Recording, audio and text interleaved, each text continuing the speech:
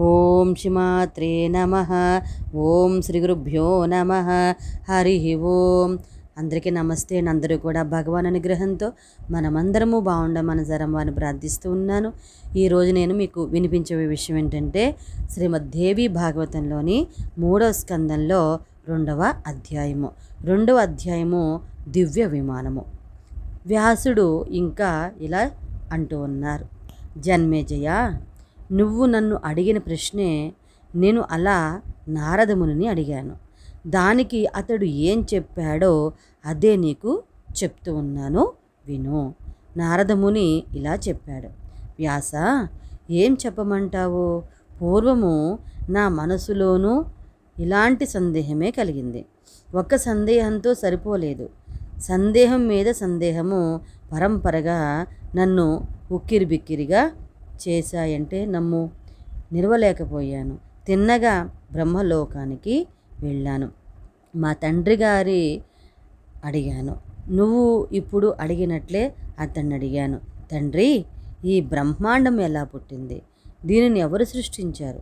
నువ్వా, విష్ణుదేవుడా, శివుడా? దీని యథార్థము తెలియజేయి అని ఎవరిని ఆరాధించాలి మేము?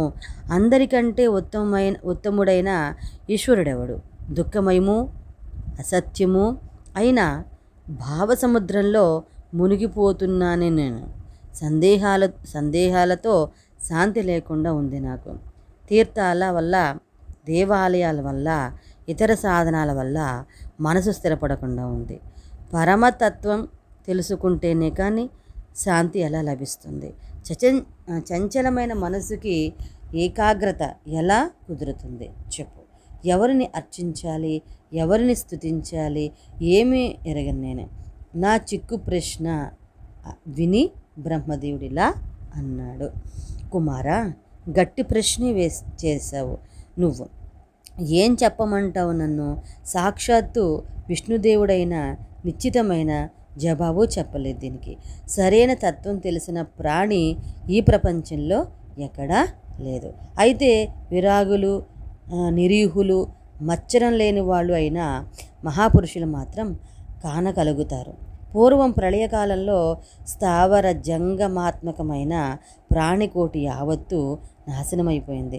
విశ్వమంతా సముద్రంగా మారిపోయింది. అనంతరం పంచమహాభూతాలు పుట్టాయి. నేను పద్మంలోంచి పుట్టాను. అప్పుడు ఈ సూర్యుడు, చంద్రుడు, చెట్లు, కొండలు ఏవి నాకు కనబడలేదు. పద్మకోశం మీద మౌనంగా